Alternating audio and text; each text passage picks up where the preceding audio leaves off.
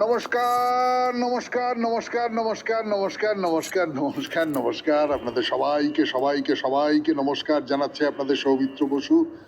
সবাইকে অজস্র শুভ কামনা জানাচ্ছে, সবাইকে স্বাগত জানাচ্ছে আজকের এই শরণাগত অনুষ্ঠানে এবং সবাইকে শুভ সকাল জানাচ্ছে। শুভ হোক, শুভ হোক, সকলের শুভ হোক, সকলের ভালো হোক, কল্যাণ হোক, মঙ্গল হোক, মঙ্গল হোক, সকলের ভালো হোক।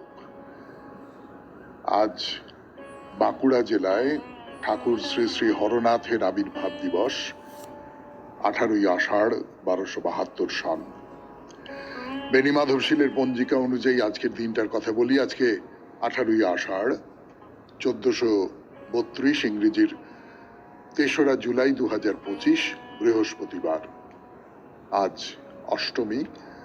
সূর্যোদয়ের সময় ভোর 5টা, সূর্যাস্তের সময় সন্ধে 6টা বেজে 23 মিনিট। নক্ষত্র হস্তা। আজকে জন্মে কন্যা রাশি, বৈশ্যবর্ণ, মতান্তরে শূদ্রবর্ণ, দেবগণ। দিনের বেলা 3টে বেজে 25 মিনিট গতে রাক্ষসগণ। শেষ রাত্রি 4টে বেজে 25 মিনিট গতে তুলা রাশি, শূদ্রবর্ণ, মতান্তরে ক্ষত্রিয় বর্ণ। আমাদের হোয়াটসঅ্যাপে চিঠি পাঠাবার নাম্বার 9831922927। চিঠির গোড়ায় অতি অবশ্যই SG লিখতে হবে। এবারে আসি আজকের অনুষ্ঠান সম্পর্কে যা কিছু বলবার সেটা আপনাদের বলি। প্রথমে পুরাণ চিরন্তন, দুষ্যন্তের কথা বলছিলাম আপনাদের।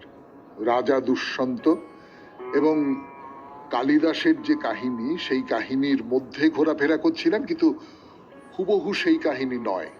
কালিদাসের কাহিনীতে আছে দুষ্যন্ত ভুলে গিয়েছিলেন শকুন্তলার কথা, কিন্তু এখানে আমরা বলেছিলাম যে দুষ্যন্তর মনে ছিল, কিন্তু ওই তপবনের মধ্যে শকুন্তলাকে দেখে তার মনের মধ্যে একটা ভাব জেগেছিল, তিনি কামার্ত হয়েছিলেন সোজা কথা, এবং তার ফলে নানান রকম স্তব বাক্য দিয়ে তোমাকে এই দেবো সেই দেবো, তোমাকে রানী করে দেবো, তোমার ছেলেকে রাজা করে দেবো, এই সমস্ত নানা রকম বলে শকুন্তলাকে বিয়ে করেছিলেন। তারপর যখন রাজবাড়িতে ফিরে এলেন, তারপর শকুন্তলা সত্যি সত্যি তার স্ত্রীর দাবি নিয়ে তার সামনে উপস্থিত হলেন, তখন তিনি বললেন যে না, এবং যা তা বললেন শকুন্তলাকে, বেশ্যা বললেন, ইত্যাদি ইত্যাদি বললেন। শকুন্তলাও তার উত্তরে যথেষ্ট খারাপ কথা বললেন, তার যে তিনি যে আর্যেতর তুর্বসুদের রাজ্যে দুষ্যন্তের বড় হওয়া, তাই নিয়ে ইঙ্গিত টিঙ্গিত করলেন, ইত্যাদি ইত্যাদি হলো।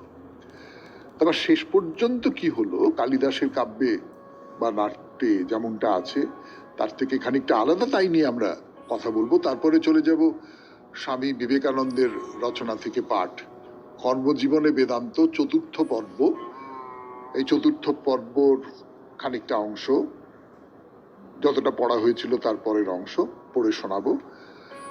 তারপর ঠাকুর শ্রী রামকৃষ্ণ পরমহংসদেবের কথামৃত থেকে পড়ে শোনাবো স্বামী গোকুলানন্দজির রচনা থেকে পাঠ, মানসিক চাপ কি করে জয় করা যায়, তাই নিয়ে স্বামীজির যে লেখা, আপনাদের চিঠিপত্র, এবং শেষে বাইরে দূরে। 92.7 বিগ FM এ শরণাগত অনুষ্ঠান শুনছেন। আমি আছি আপনাদের সঙ্গে, আপনাদের সৌমিত্র বসু। ফিরে আসছি পুরাণ চিরন্তন নিয়ে গানের পর। শকুন্তলা রাগ করে রাজসভা ত্যাগ করতে উদ্যত হলেন। কালিদাসের নাট্যে কি আছে, তারপর শকুন্তলা ত্যাগ করে চলে গেলেন। তারপরে বহু ঘটনা ঘটলো, বহু ঘটনার পর শেষ পর্যন্ত দুষ্যন্ত শকুন্তলাকে চিনতে পারলেন, এবং ইত্যাদি ইত্যাদি ইত্যাদি ইত্যাদি। মহাভারতে কিন্তু কাহিনীটা সেই রকম নয়। কালিদাস এই কাহিনীটা অবলম্বন করে খানিকটা বানিয়েছিলেন, খুবই ভালো করেছিলেন, সেটা সাহিত্য মূল্য হিসেবে নিশ্চয়ই খুব বেশি। কিন্তু এখানে যেটা হয় যে দৈববাণী হলো যে মা শুধুমাত্র সন্তান ধারণের চর্ম আবরণ, পুত্র আসলে পিতারই স্বরূপ, কারণ পিতাই পুত্রের মধ্য দিয়ে জন্ম নেন। সুতরাং শকুন্তলার প্রতি সম্মান প্রদর্শন করে পুত্রের ভরণ পোষণের দায়িত্ব দুষ্যন্তকেই নিতে হবে। কথাটা মাথায় রাখবেন, মা কেবল সন্তানের জন্ম দেবার একটা উপায় মাত্র। সন্তান বা পুত্র আসলে পিতারই স্বরূপ। এই ভাবনাটা, এই দৃষ্টিভঙ্গিটা ছিল সেই সময় মহাভারতের যুগে। শুনছেন পুরাণ চিরন্তন 92.7 বিগ FM এ শরণাগত অনুষ্ঠানে। ফিরে আসছে আপনাদের সৌমিত্র বসু গানের পর। তো তারপরে সেই দৈববাণী বলে যে দুষ্যন্ত তার ভরণ পোষণের দায়িত্ব নেবেন এবং তার নাম হবে ভরত। এরপর দুষ্যন্ত শকুন্তলা তার পুত্রটিকে স্বীকৃতি দেন। যথানিয়মে ভরতকে যৌবরাজ্যে অভিষিক্ত করা হলো। শকুন্তলা এবং ভরতের যাবতীয় দায়িত্ব দুষ্যন্ত পালন করলেন এবং শকুন্তলাকে বললেন যে আমাদের সম্পর্ক তো লোকচক্ষুর অন্তরালে স্থাপিত হয়েছিল, ফলে শকুন্তলা নির্দোষ একথা প্রমাণ হবার আগেই যদি দুষ্যন্ত তাকে স্বীকার করে নিতেন তাহলে সমাজ মনে করত যে শকুন্তলার চপল স্বভাবের জন্যই তার সঙ্গে রাজার মিলন হয়েছিল। মানে এইখানে দুষ্যন্ত যে শকুন্তলাকে প্রত্যাখ্যান করেছিলেন তার পেছনের একটা যুক্তি, রাজার যুক্তি। সেই রাজার যুক্তিটা দুষ্যন্ত জানাচ্ছেন। সেই যুক্তিটা হচ্ছে যে আমি শকুন্তলাকে দেখে, শকুন্তলার চাপল্য দেখে অভিভূত হয়েছি রাজসভায় এবং তার ফলে আমি তাকে স্বীকার করে নিয়েছি। এই কথাটা আমি লোককে বলতে দেব না। রামচন্দ্র যেমন বলেছিলেন যে লোকে কি বলবে, লোকাপবাদ, তার ফলে সীতাকে বিসর্জন দিয়েছিলেন। প্রায় সেই রকম করেই দুষ্যন্ত লোকে কি বলবে এই কথা বলে শকুন্তলাকে বিসর্জন দিয়েছিলেন।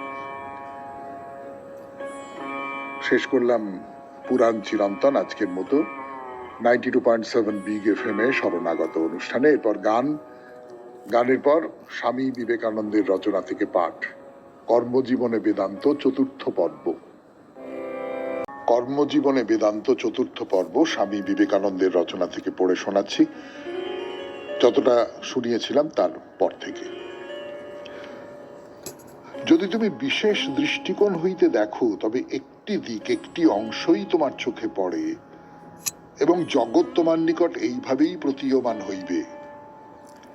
দ্বৈতবাদীর দৃষ্টিতে প্রতিভাত হইতে পারে এই জগৎ কেবল পদার্থ ও শক্তির দ্বারা সৃষ্ট। উহাকে কোনো বিশেষ ইচ্ছাশক্তির ক্রীড়ারূপেই চিন্তা করা যাইতে পারে, আর সেই ইচ্ছাশক্তিকেও জগৎ হইতে পৃথক রূপেই দেখা সম্ভব। এই দৃষ্টিভঙ্গি হইতে মানুষ নিজেকে আত্মা ও দেহ এই দুয়ের সমষ্টি রূপেই চিন্তা করে। এই আত্মা সসীম হইলেও পূর্ণ। এরূপ ব্যক্তির অমরত্ব ও অন্যান্য বিষয় সম্বন্ধে যে ধারণা তাহাও সেই আত্মাতেই প্রযুক্ত হইবে। এই জন্যই এই মতগুলি বেদান্তে সুরক্ষিত হইয়াছে এবং এই জন্যই দ্বৈতবাদীদের মধ্যে প্রচলিত সাধারণ মতগুলিও তোমাদের নিকট বলা প্রয়োজন। এই মতানুসারে অবশ্য আমাদের একটি স্থূল শরীর আছে। এই স্থূল শরীরের পশ্চাতে সূক্ষ্ম শরীর। এই সূক্ষ্ম শরীরও ভৌতিক, তবে উহা খুব সূক্ষ্মভাবে নির্মিত। উহা আমাদের সমুদয় কর্মের আধার স্বরূপ। সমুদয় কর্মের সংস্কার এই সূক্ষ্ম শরীরে বর্তমান। সংস্কারগুলি সর্বদাই ফল প্রদান করিতে উন্মুখ হইয়া আছে। আমরা যাহা কিছু চিন্তা করি, আমরা যে কোনো কার্য করি, তাহাই কিছুকাল পরে সূক্ষ্ম রূপ ধারণ করে, যেমন বীজভাব প্রাপ্ত হয় এবং এই শরীরে অব্যক্তভাবে অবস্থান করে। কিছুকাল পরে আবার বাহিরে প্রকাশিত হইয়া ফল প্রদান করে। মানুষের সারা জীবনই এই রূপ। সে নিজের অদৃষ্ট নিজেই গঠন করে। মানুষ আর অন্য কোনো নিয়ম দ্বারা বদ্ধ নয়, সে আপনার নিয়মে, আপনার জালেই বদ্ধ। আমরা যে সকল কর্ম করি, আমরা যে সকল চিন্তা করি, সেগুলি আমাদের বন্ধন জালের সূত্র মাত্র। একবার কোনো শক্তিকে চালাইয়া দিলে তাহার শেষ পরিণতি পর্যন্ত আমাদিগকে অবশ্যই ভোগ করিতে হইবে। ইহাই কর্মবিধান। এই সূক্ষ্ম শরীরের পশ্চাতে সসীম জীবাত্মা রহিয়াছেন। এই জীবাত্মার কোনো আকৃতি আছে কিনা, ইহা অনু, বৃহৎ বা মধ্যম আকারের, এ বিষয়ে অনেক তর্ক বিতর্ক চলিয়াছে। কোন কোন সম্প্রদায়ের মতে ইহা অনু, অপরের মতে ইহা মধ্যম এবং অন্যান্য সম্প্রদায়ের মতে ইনি বিভু। এই জীব সেই অনন্ত সত্তার এক অংশ মাত্র, আর উহা অনন্তকাল ধরিয়া রহিয়াছে। উহা অনাদি, উহা সেই সর্বব্যাপী সত্তার এক অংশ রূপে অবস্থান করিতেছে। উহা অনন্ত। আর উহার নিজের প্রকৃত স্বরূপ শুদ্ধ ভাব প্রকাশ করিবার জন্য নানা দেহের মধ্য দিয়ে অগ্রসর হইতেছে। যে কার্যের দ্বারা এই প্রকাশ ব্যাহত হয় তাহাকে অসৎ কার্য বলে। চিন্তা সম্বন্ধেও তদ্রূপ। আর যে কার্য বা যে চিন্তার দ্বারা তাহার স্বরূপ প্রকাশের বিশেষ সাহায্য হয় তাহাকে সৎকার্য বা সৎচিন্তা বলে। কিন্তু ভারতের অতি স্থূল দ্বৈতবাদী এবং অতি উন্নত অদ্বৈতবাদী সকলেরই মত এই যে আত্মার সমুদয় শক্তি ও ক্ষমতা তাহার ভিতরেই রহিয়াছে, অন্য কোনো স্থান হইতে আসে না। আত্মাতে ওই শক্তিপুঞ্জ অব্যক্ত ভাবে থাকে, আর আমাদের সমুদয় জীবনের কার্য কেবল এই অব্যক্ত শক্তিগুলিকে বিকশিত করা। শুনলেন স্বামী বিবেকানন্দের রচনা থেকে পাঠ। 92.7 বিগ এফএম এ শরণাগত অনুষ্ঠান শুনছেন। এখন গান, তারপরে ঠাকুর শ্রী রামকৃষ্ণ পরমহংসদেবের কথামৃত। আমি আছি আপনাদের সঙ্গে, আপনাদের সৌমিত্র বসু। কথামৃত থেকে পড়ে শোনাবো এবার 92.7 বিগ এফএম এ শরণাগত অনুষ্ঠান শুনছেন। আমি আছি আপনাদের সঙ্গে, আপনাদের সৌমিত্র বসু। কথামৃত। ঠাকুর শ্রী রামকৃষ্ণ পরমহংসদেব বিজয় কৃষ্ণ গোস্বামীর সঙ্গে কথা বলছেন। তো ত্যাগের কথা বলছেন যে তোমাকে যদি উপদেশ দিতে হয়, তোমাকে যদি ধর্মোপদেশ দিতে হয়, তাহলে বাপু তোমাকে সেই ধর্মোপদেশ দেবার যোগ্য হয়ে উঠতে হবে, অর্থাৎ ত্যাগ করতে হবে। তুমি ভোগের মধ্যে আছো আর তুমি অন্য মানুষজনকে বলবে যে ত্যাগ করো, ত্যাগ করো, ত্যাগ করো, ত্যাগ না করলে তুমি ঈশ্বরকে পাবে না। ওইটি হবে না। লোকে বলবে ও আচ্ছা বেশ, নিজে বেশ সুখে স্বচ্ছন্দে আছে, বেশ দুধে ঘিয়ে আছে, আর আমাদের ত্যাগের কথা। এইটা বললে চলবে না। যে মানুষ লোকনায়ক হবে সেই মানুষকে কিন্তু নিজেকে অনেক বেশি সংযত করতে হবে। তো এই নিয়ে কথাবার্তা হচ্ছে। শ্রীরামকৃষ্ণ বলছেন কেশবচন্দ্র সেন সম্পর্কে যে কেশব যদি ত্যাগী হতো অনেক কাজ হতো। ছাগলের গায়ে ক্ষত থাকলে আর ঠাকুর সেবা হয় না, বলি দেওয়া হয় না। ত্যাগী না হলে লোকশিক্ষার অধিকারী হয় না। গৃহস্থ হলে কজন তার কথা শুনবে? তো স্বামী বিবেকানন্দ কামিনী কাঞ্চন ত্যাগী, তাই তার ঈশ্বর বিষয়ে লোকশিক্ষা দেবার অধিকার। বিবেকানন্দ বেদান্ত এবং ইংরেজি ভাষা ও দর্শন ইত্যাদিতে পণ্ডিতাগ্রগণ্য, অসাধারণ বাগ্মী, সেটাই কি তার মাহাত্ম্য? ঠাকুর শ্রী রামকৃষ্ণ পরমহংসদেব কি বলছেন? তিনি স্বামী বিবেকানন্দ সম্পর্কে বলছেন, এটা 1882 খ্রিস্টাব্দে কালীবাড়িতে ভক্তদের সামনে বলছেন যে এই ছেলেটিকে দেখছো এখানে একরকম, দুরন্ত ছেলে, বাবার কাছে যখন বসে যেন জুজুটি, আবার চাঁদনিতে যখন খেলে তখন আরেক মূর্তি। এরা নিত্য সিদ্ধের থাক, এরা সংসারে কখনো বদ্ধ হয় না। একটু বয়স বাড়লেই চৈতন্য হয় আর ভগবানের দিকে চলে যায়। এরা সংসারে আসে জীবশিক্ষার জন্যে। এদের সংসারের বস্তু কিছু ভালো লাগে না। এরা কামিনী কাঞ্চনে কখনো আসক্ত হয় না। স্বামীজির সম্পর্কে এই কথাটা বলছেন ঠাকুর। বলছেন বেদে আছে হোমা পাখির কথা। খুব উঁচুতে সে আকাশে পাখি থাকে, সেই আকাশেই ডিম পাড়ে। ডিম পাড়লেই ডিমটা পড়তে থাকে, ডিম পড়তে পড়তে ফুটে যায়, তখন ছানাটা পড়তে থাকে, পড়তে পড়তে তার চোখ ফোটে আর ডানা বেরোয়। চোখ ফুটলেই দেখতে পায় সে পড়ে যাচ্ছে, আর শরীর মাটিতে লাগলে একবারে চুরমার হয়ে যাবে। তখন সে পাখি মার দিকে, ঊর্ধ্ব দিকে চোঁচো দৌড় দেয় আর উঁচুতে উঠে যায়। অর্থাৎ এই পৃথিবীর, এই মাটির মালিন্য, এই যে পাক, এই যে ধুলো, সেইটা তাকে স্পর্শ করতে পারে না। তার অধোগতি হয়, কিন্তু সেই অধোগতি থেকে সে আবার উপরে উঠে যেতে পারে, মাটিতে পড়ে চুরমার হয়ে যায় না। শুনছেন কথামৃত থেকে পাঠ, 92.7 বিগ এফএম এ শরণাগত অনুষ্ঠানে। আরো পড়বার জন্য ফিরে আসছি, একটু গান শুনে নেব। তারপর পাখির বিবরণ দিলেন ঠাকুর শ্রী রামকৃষ্ণ পরমহংসদেব। গানের আগে আপনারা শুনলেন। তো স্বামীজি সম্পর্কে বলছেন বিবেকানন্দ এই হুমা পাখি। তার জীবনের এক লক্ষ্য মায়ের কাছে চোঁচার দৌড় দিয়ে উঠে যাওয়া, গায়ে মাটি ঠেকতে না ঠেকতে, অর্থাৎ সংসার স্পর্শ করবার আগে ভগবানের পথে এগিয়ে যাওয়া। শ্রী রামকৃষ্ণ বিদ্যাসাগরকে বলেছিলেন, পাণ্ডিত্য, শুধু পাণ্ডিত্যে কি হবে, শকুনিও তো অনেক উঁচুতে ওঠে, কিন্তু নজর ভাগাড়ের দিকে, কোথায় পচা মরা। পণ্ডিত অনেক শ্লোক ফড়র ফড়র করতে পারে, কিন্তু মন কোথায়?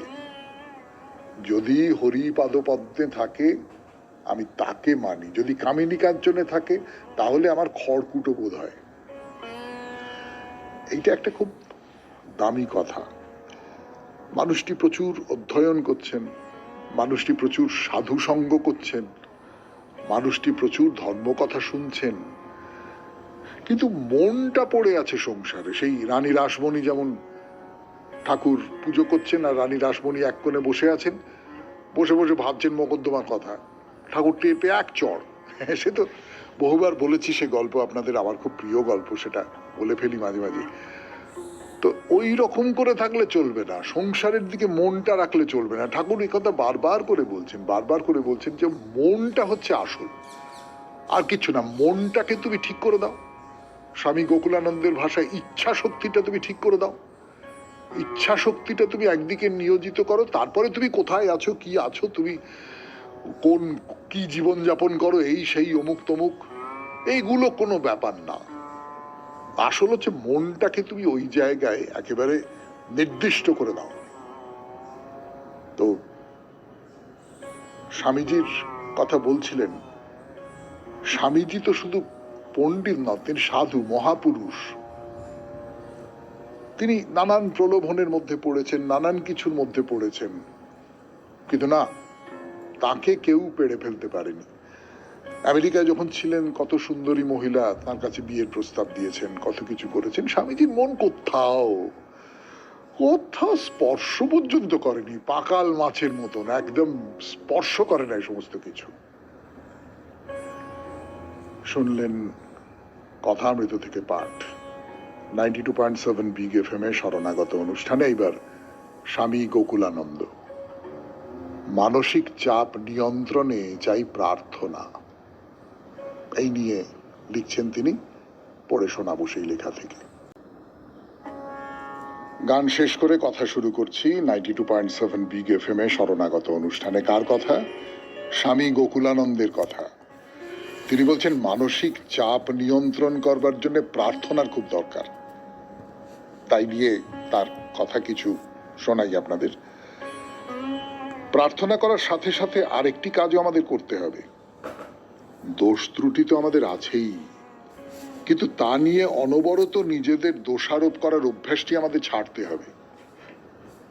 রামকৃষ্ণ সংঘের ষষ্ঠ সংঘগুরু স্বামী বিরজানন্দজি ইতিমধ্যেই উল্লেখ করা তার টুয়ার্ডস দ্য গোল সুপ্রিম গ্রন্থে বলেছেন, নিজেদের দোষ ত্রুটির কথা অনবরত বলা ঠিক নয়, কারণ এতে আমাদের আত্মশ্রদ্ধা কমে যায়। যদি আমাদের দোষ ত্রুটি সম্পর্কে আমরা সচেতন হই, তবে তা সর্বনিয়ন্তার কাছে স্বীকার করে বলতে হয়, প্রভু আমায় এমন শক্তি দাও যাতে সকল সীমাবদ্ধতাকে জয় করতে পারি। বলতে পারেন আমাদের প্রথম এবং প্রধান কাজ হলো ঈশ্বরের ইচ্ছার কাছে সম্পূর্ণ আত্মসমর্পণ করা। পরম কারুণিককে আমাদের বলা উচিত, কি চূড়ান্ত অসহায় বোধ করছি আমরা, কি তীব্রভাবেই না চাইছি তিনি আমাদের উদ্ধার করতে আসুন। ঈশ্বরের কাছে এই অসহায়তার স্বীকারোক্তি আমাদের আত্মসমর্পণকে পরিস্ফুট করবে। এমন অবস্থা হলেই তবে তিনি আসেন, সঞ্চারিত করেন আমাদের মধ্যে অশুভকে বিনাশের যাবতীয় শক্তি। এখানে মনে পড়ছে প্রভু যিশু এক জায়গায় বলেছিলেন, আমাকে বাদ দিয়ে তোমাদের কিছু করা সম্ভব নয়। গীতার ৮ অধ্যায়ে ঠিক একই রকম কথা অর্জুনকে বলছেন ভগবান শ্রীকৃষ্ণ, যদি ব্যর্থ হও আমার কাছে সর্বান্তঃকরণে আত্মসমর্পণ করো, আমার শরণ নাও, আমাতেই আশ্রয় নাও, তবেই তোমার সব ভার আমি নেব। এইভাবে হতাশাকে আশায় পরিণত করতে, মানসিক চাপকে মানসিক শক্তিতে পরিণত করতে আমাদের উচিত আত্মবিশ্লেষণ ও অন্তর্দর্শনের পথ অনুসরণ করা। সময় সময় উচিত আপন অন্তরের সঙ্গে কথোপকথন করা। এটি প্রার্থনারই একটি রূপ। নিজের সাথে সত্যিকারের যোঝাযুঝি আমাদের হত আশাকেই পুনর্জাগরিত করে। জীবনের উদ্দেশ্য স্পষ্ট হয়ে ওঠে আমাদের কাছে। শুনলেন স্বামী গোকুলানন্দের রচনা থেকে পাঠ। 92.7 বিগ এফএম এ শরণাগত অনুষ্ঠানে গানের পর আপনাদের চিঠিপত্র। ফিরে আসছি আমি। এবারে চিঠিপত্র 92.7 বিগ এফএম এ শরণাগত অনুষ্ঠানে সঞ্জয় ঘোষ চিঠি লিখেছেন সল্টলেক থেকে। গঙ্গা নিয়ে অনেকে চিঠি লিখেছেন। সঞ্জয় ঘোষ লিখেছেন গঙ্গা সম্পর্কে অন্য আর একটা অভিজ্ঞতার কথা। 1987 সাল পাটনার পাটুলিপুত্র কলোনিতে অফিসের কোয়ার্টারে সপরিবারে থাক। কয়েকদিন ধরে বৃষ্টি চলছে। পাড়ার দোকানে গিয়েছিলাম পাউরুটি কিনতে। দোকানদার বলল, घर में खाने का चीज मौजूद किए, गंगा में पानी बढ़ रहा है, पाटना में घुस सकता है। বাড়ি থেকে গঙ্গার দূরত্ব 3 কিলোমিটার হবে। গিয়ে দেখি গঙ্গার জল বাঁধের মাথা প্রায় ছুঁয়ে ফেলেছে। আর একটু বাড়লেই জল বাঁধ ডিঙিয়ে শহরে ঢুকবে। প্রশাসনের লোকেরা আপ্রাণ চেষ্টা করছে বালির বস্তা ফেলে বাঁধের উচ্চতা বাড়ানোর। পরের দিন সকালে দেখি রাস্তাঘাটে 1 হাঁটু জল। বাড়ির একতলা জলে থই থই করছে। বুঝলাম গঙ্গার জল ঢুকে পড়েছে। অফিসের ফোন এলো, আপৎকালীন বৈঠক হবে অফিসের সম্পত্তি বন্যা থেকে রক্ষার উপায় ঠিক করতে। অফিসে আতঙ্ক, জল আরো বাড়বে, একতলা বাড়ি ডুবে যাবে, খাবার দাবার কিছুই পাওয়া যাবে না। যাই হোক, বৈঠক শেষ করে বেশ কিছু আলু পেঁয়াজ শুকনো খাবার কিনে বাড়ি ফিরলাম। পরের দিন জল আরো বাড়লো। নৌকো নিয়ে কিছু লোক চিঁড়ে মুড়ি ঘরে ঘরে দিচ্ছে। আমাদের বাড়িতেও এলো। বললাম আছে, দরকার নেই। লোকগুলো বলল, সরকার দে রহে হ্যায়, রাখ দিজিয়ে, কাম মে আয়েগা। নিয়ে নিলাম। যাই হোক, পরের দিন থেকে জল কমতে শুরু করে ও 3-4 দিনে স্বাভাবিক হয়ে যায়। কলকাতায় আমরা বৃষ্টির জল জমা রাস্তাঘাট দেখতে অভ্যস্ত, কিন্তু বন্যার অভিজ্ঞতা আমার এই প্রথম, আর হয়তোবা শেষ। সঞ্জয় ঘোষ, সল্টলেক। ধন্যবাদ। বন্যার বেশ নানান রকমের বর্ণনা আমরা শুনেছি, পড়েছি। আপনার এই ছোট্ট বর্ণনাটি এবং তার সঙ্গে এই যে দোকানদারদের উদ্বেগ আপনার নিজের সম্পর্কেও, এই সমস্তটা নিয়ে একটা ছোট্ট চমৎকার রেখাচিত্র তৈরি হয়ে ওঠে। এরপর তাহলে বাইরে দূরে আমরা এখন জল্পেশ মন্দিরে মহাকাল মন্দির দর্শন করলাম 92.7 বিগ এফএম এ শরণাগত অনুষ্ঠানে। মহাকালের মন্দির গতদিন দেখলাম, যেটা এর আগের দিন বলছিলাম, খুব ছোট একটা পরিসরের মধ্যেই এই মূর্তি রাখা হয়েছে, মহাকালের মূর্তি। আর দেয়ালে অনেকগুলো কুলুঙ্গি রয়েছে, তার মধ্যে একটা বড়। সেখানে বেশ নানান মাপের অনেকগুলো ত্রিশূল রাখা রয়েছে দেখতে পাচ্ছি। দর্শন হলো, বাইরে বেরিয়ে এলাম। একটা বড় দিঘি, বেশ বড় দিঘি, সিঁড়ি নেমে গেছে জলের দিকে। চারপাশে গাছপালা, বাড়ি, খুব স্নিগ্ধ শান্ত একটা পরিবেশ। তার মধ্যে গিয়ে আপনি পড়লেন। তবে মন্দির কর্তৃপক্ষ যে বেশ সচেতন সেটা বুঝতে পারা যায়। পুকুরে জলের উপরে নানান রকম রেলিংয়ের মতো রাখা রয়েছে, যেটা দেখে আমাদের পুলিশের এই গার্ড রেলের কথা মনে পড়ে যেতে পারে। অর্থাৎ আপনি এই পর্যন্ত যাবেন, তার বেশি পুকুরে ঢুকবেন না, সাবধানে থাকুন, পাড়ের কাছে থাকুন, এরকম সব যেন ইঙ্গিত করে দেওয়া আছে। হ্যাঁ, তার কারণ আছে যে এই পুকুরটিতে মানুষজন স্নান করেন তো, এবং এই পুকুর থেকেই জল নিয়ে শিবের মাথায় ঢালেন।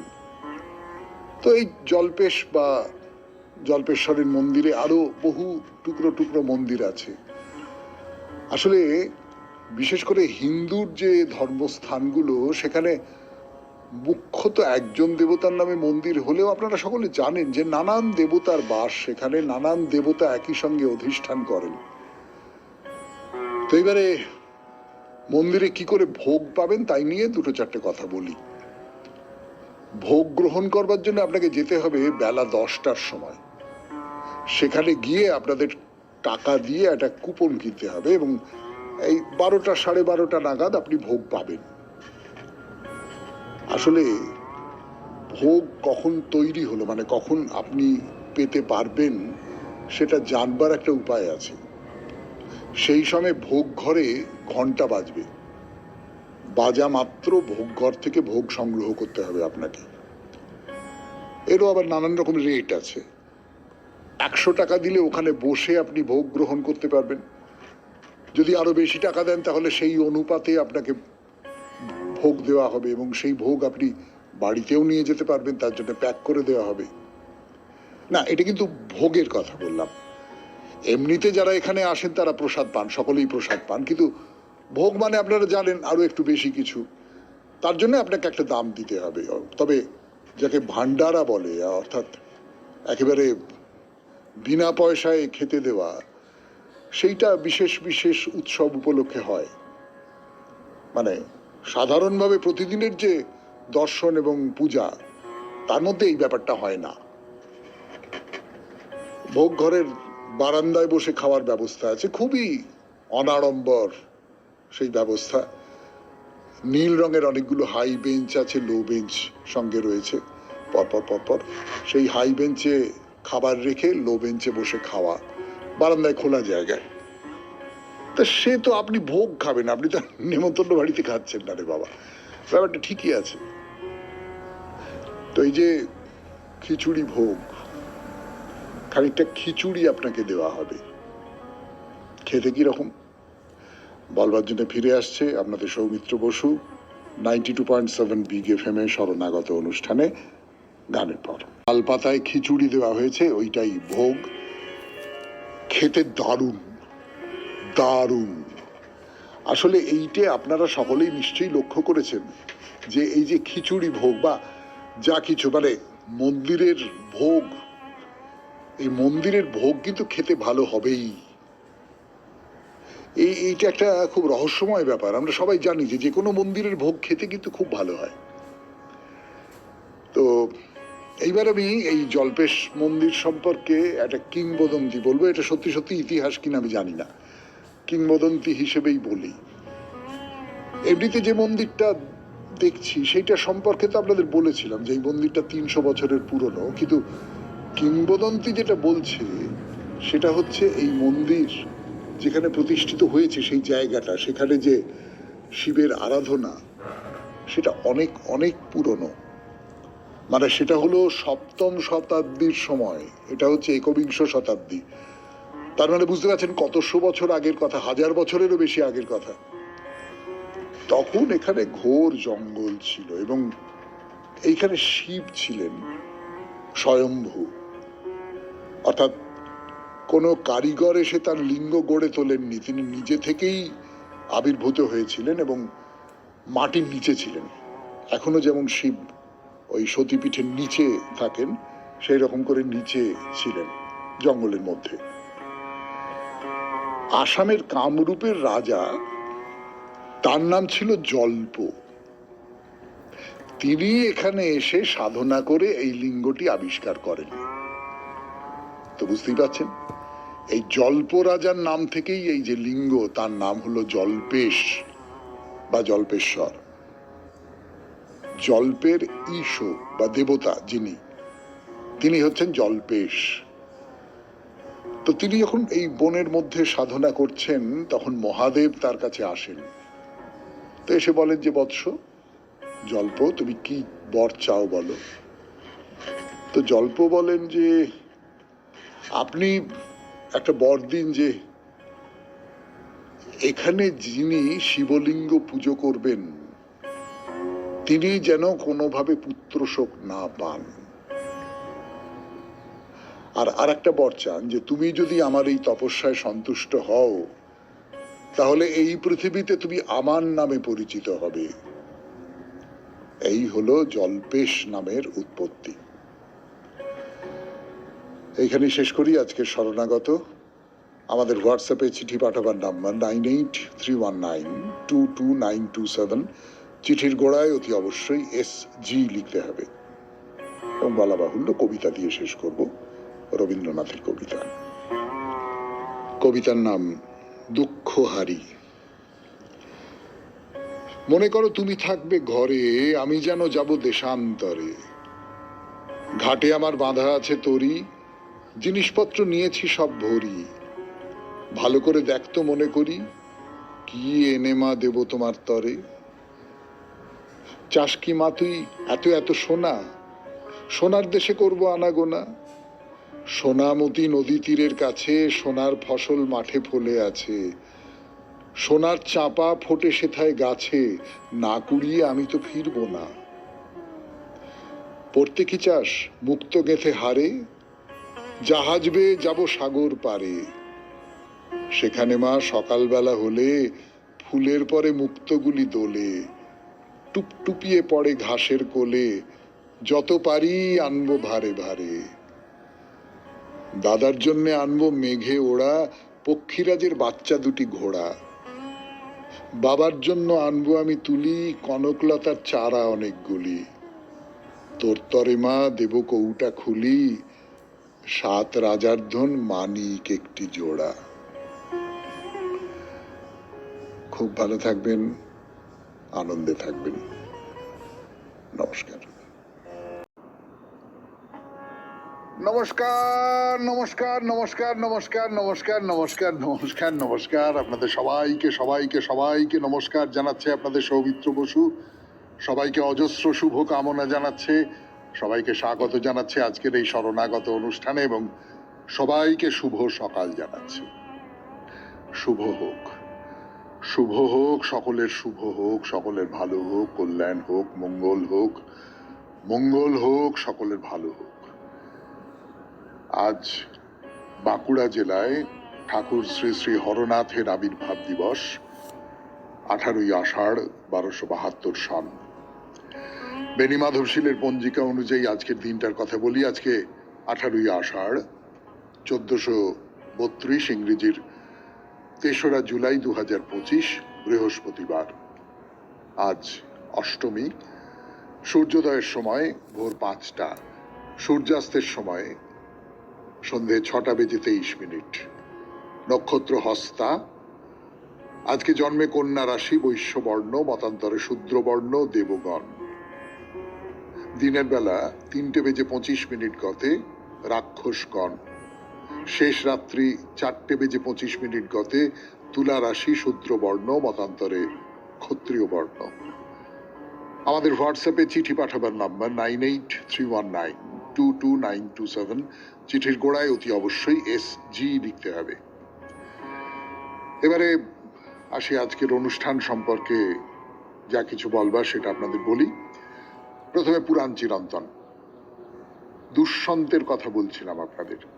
রাজা দুষ্যন্ত এবং কালিদাসের যে কাহিনী, সেই কাহিনীর মধ্যে ঘোরাফেরা করছিলাম, কিন্তু হুবহু সেই কাহিনী নয়। কালিদাসের কাহিনীতে আছে দুষ্যন্ত ভুলে গিয়েছিলেন শকুন্তলার কথা, কিন্তু এখানে আমরা বলেছিলাম যে দুষ্যন্তর মনে ছিল, কিন্তু ওই তপবনের মধ্যে শকুন্তলাকে দেখে তার মনের মধ্যে একটা ভাব জেগেছিল। তিনি কামার্ত হয়েছিলেন সোজা কথা, এবং তার ফলে নানান রকম স্তব বাক্য দিয়ে তোমাকে এই দেবো সেই দেবো, তোমাকে রানী করে দেবো, তোমার ছেলেকে রাজা করে দেবো, এই সমস্ত নানা রকম বলে শকুন্তলাকে বিয়ে করেছিলেন। তারপর যখন রাজবাড়িতে ফিরে এলেন, তারপর শকুন্তলা সত্যি সত্যি তার স্ত্রীর দাবি নিয়ে তার সামনে উপস্থিত হলেন, তখন তিনি বললেন যে না, এবং যা তা বললেন শকুন্তলাকে, বেশ্যা বললেন, ইত্যাদি ইত্যাদি বললেন। শকুন্তলাও তার উত্তরে যথেষ্ট খারাপ কথা বললেন, তার যে তিনি যে আর্যেতর তুর্বসুদের রাজ্যে দুষ্যন্তের বড় হওয়া তাই নিয়ে ইঙ্গিত টিঙ্গিত করলেন, ইত্যাদি ইত্যাদি হলো। তারপর শেষ পর্যন্ত কি হলো, কালিদাসের কাব্যে বা নাট্যে যেমনটা আছে তার থেকে খানিকটা আলাদা, তাই নিয়ে আমরা কথা বলবো। তারপরে চলে যাব স্বামী বিবেকানন্দের রচনা থেকে পাঠ, কর্মজীবনে বেদান্ত, 4র্থ পর্ব। এই 4র্থ পর্বর খানিকটা অংশ, যতটা পড়া হয়েছিল তার পরের অংশ পড়ে শোনাবো।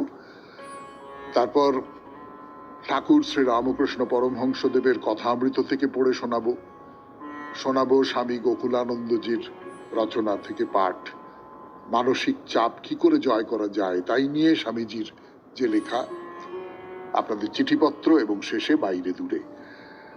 92.7 বিগ এফএম এ শরণাগত অনুষ্ঠান শুনছেন। আমি আছি আপনাদের সঙ্গে, আপনাদের সৌমিত্র বসু।